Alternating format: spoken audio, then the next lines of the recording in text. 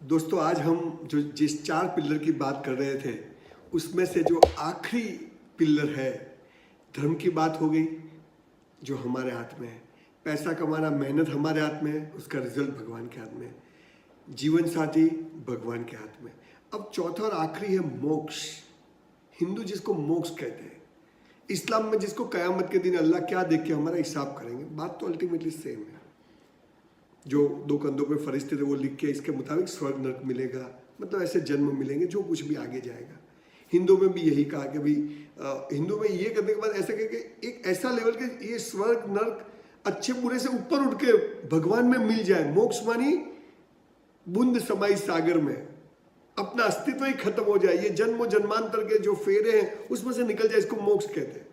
अब हमारे समाज में मोक्ष मतलब क्या? लोग पहले पैसों के पीछे भागते हैं, फिर पैसों से भागते हैं। लोग पैसे पहले औरत मतलब सेक्स के पीछे भागते हैं, फिर सेक्स से भागते हैं। मोक्ष मानी क्या? यहां या वहां भागना बंद हो जाए ना, इसको मोक्ष कहते हैं। जो है सो है, मेरा है सो जावे नहीं, जो जावे सो मेरा नहीं। ये मोक्ष होता है जो हमारे हाथ में है। मोक्ष मतलब कुछ छोड़ना नहीं है। भगवान को पाने के लिए, अल्लाह को पाने के लिए कुछ छोड़ना नहीं है।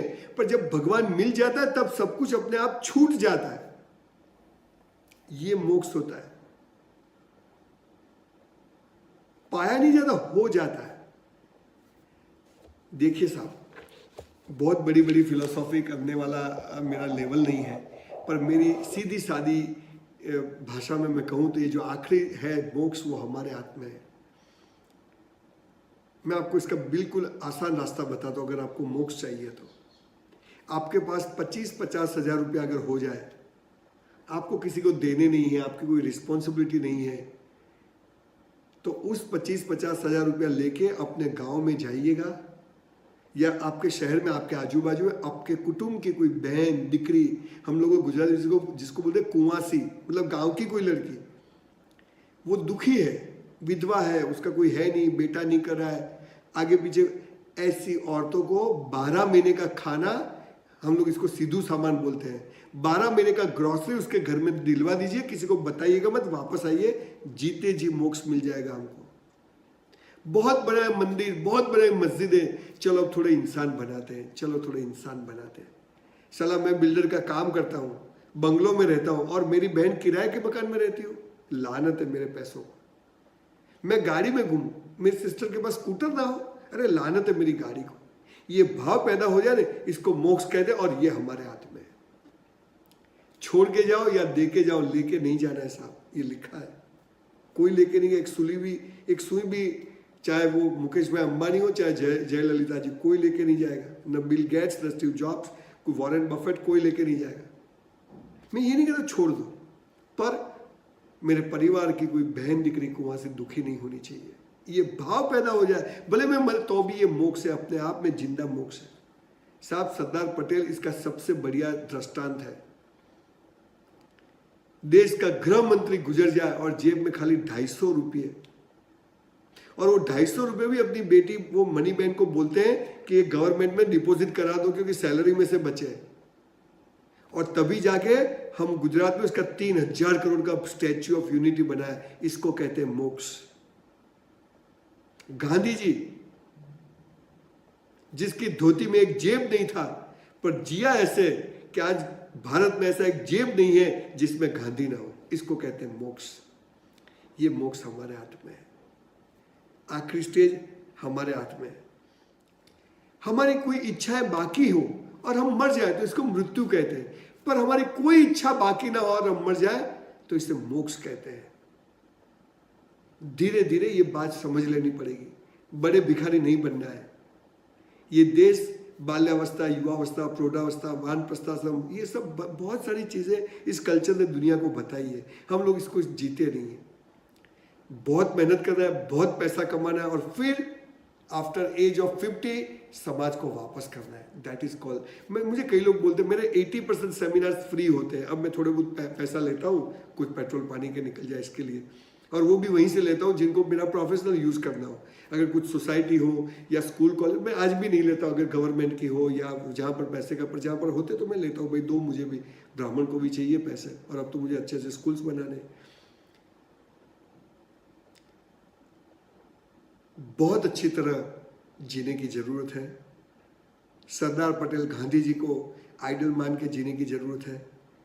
महात्मा बुद्ध, महात्मा मतलब महावीर, छोड़ दिया सब। पैसे और सेक्स में ताकत होती तो छोड़े नहीं होते, रानियां थी उनके पास। ये होता है मोक्ष।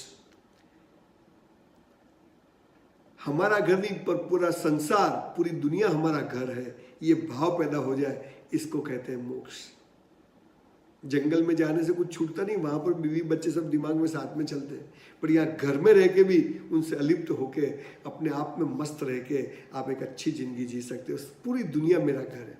एक बूंद अपना अलग अस्तित्व नहीं कर सकती, पर बूंद समुद्र में चली जाए तो खुद समुद्र बन जाती है। ऐसा जीना है, बहुत बड़ी बात है। आज मैं इसमें ज़्यादा फिलोसॉफी में नहीं जाना चाहता हूँ, पर ये आखिरी और लास्ट स्टेज हमारे हाथ में है जो हमें करना है। मुझे टॉप पे जाना है, पर मैं जहाँ हूँ वहाँ मैं टॉप पे हूँ, मैं बेस्ट हूँ, यही भाव हमें टॉप पे ले जाएगा। ऐसा इसमें भी है। मोक्ष पाने के लिए करोड़ों रुपए की जरूरत नहीं है, पर ये आखिरी मुकाम हमारे हाथ में है। पहला और आखिरी हमें करना है, दूसरा और तीसरा भगवान पे छोड़ना है। ये अगर हम में आ जाए तो मैं मानता हूं आपकी जिंदगी इतनी आसान हो जाएगी। हम लोग गरीबों की सेवा करने जाते हैं। मैंने एक जगह पर बोर्ड पढ़ा, गरीब की सेवा प्रभु की सेवा। इसका मतलब गरीबी चालू रखिए, गरीबी रहनी चाहिए। हम लोग दान पुण्य करते हैं। लोग एक साइकिल देते हैं किसी अपंग को, किसी हैंडीकैप को एक साइकिल 2000 की देते, 20 लोग फोटो कराते, हमने साइकिल दिया। नर्क में जाओगे। लोग हॉस्पिटल में जाते हैं, फ्रूट्स बेचते, बिस्किट बेचते, उसके फोटो कर करके डालते हैं सोशल मीडिया पर, नर्क में जाओगे। मैं अपने इस हाथ से देता हूं, इस हाथ को पता भी न चले, ये भाव पैदा हो जाए, मोक्ष मिल जाएगा। गांव में जाइए, अपनी बहन बेटियों को कुछ दीजिए, किसी को बताइएगा मत, मोक्ष मिल जाएगा। ये इसके आसान रास्ते हैं। मुझे कई लोग बोलते हैं संजय भाई आप फ्री सेमिनार करते, इतना भागम भागी क्यों करते हो? मैंने बोला तू अपनी बीवी के साथ घंटा नहीं बैठता, मैं गांव के लिए 2-2, 5-5 घंटा बोलूंगा, तेरी समझ में नहीं आएगा। क्योंकि मैं जीवन का अंतिम सत्य समझ गया हूं कि यही चीज़ मेरे साथ चलने वाली है। मेरे पैसे, मेरी शोहरत, तो मेरे बच्चे मज़ा करेंगे। है मेरे पास घर है, गाड़ी है, सब कुछ जिसको शौक, अच्छे फोन, एप्पल के फ़ोन यूज़ करता हूँ, अच्छी घड़ी है, अच्छे जूते हैं, बहुत हो गया। हाँ, पर मैं ऐसे बिजनेस करूँ, मैं ऐसा कुछ काम करूँ लाइफ के एंड तक के, जिससे मैं और लोगों को रोजी दे सकूं, मैं और लोगों को पैसे कमाने की अपॉर्चुनिटीज दे सकूं, मैं और लोगों को मोटिवेट कर सकूं, तो मैं काम तो करूंगा। मैं ऐसे स्कूल्स बनाऊंगा जैसे सेल्फ मेड बच्चे पैदा हो जाए। मेरा कोई स्वार्थ नहीं है। ये भाव मैंने पैदा नहीं, अपना भाव हो गया है। पहले होता था कॉम्प्लेक्स बनाओ, फ्लैट्स बनाओ, स्कीम, अब होता नहीं चलो स्कूल बनाओ, अब इंसान खड़े करूँ जो ऑनेस्ट हो, हार्ड वर्क करते हो। तो ये चौथी अवस्था अपने हाथ में नहीं है, भगवान के हाथ में। पहला और आखिरी हमें करना है, दूसरा और तीसरा भगवान पे छोड़ देना है। मैं अभी आ रहा था अहमदाबाद से, तो मुझे हाईवे पर भगवान मिल गए। भगवान ने मुझे बताया कहाँ जा रहे हो बेटे? मैंने बोला पालनपुर जा रहा हूँ। बोले क्यों? बोला आप कहाँ खड़े हो? बोले मैं भी किसी की कोई लिफ्ट दे दे। अब आजकल तो भगवान की ऐसी हालत हो गई, हमको तो भगवान मिले तो हम प्रूफ मांगे, प्रूफ दे तू भगवान है कि नहीं, क्योंकि इतने डुप्लीकेट भगवान पृथ्वी पर घूम रहे हैं।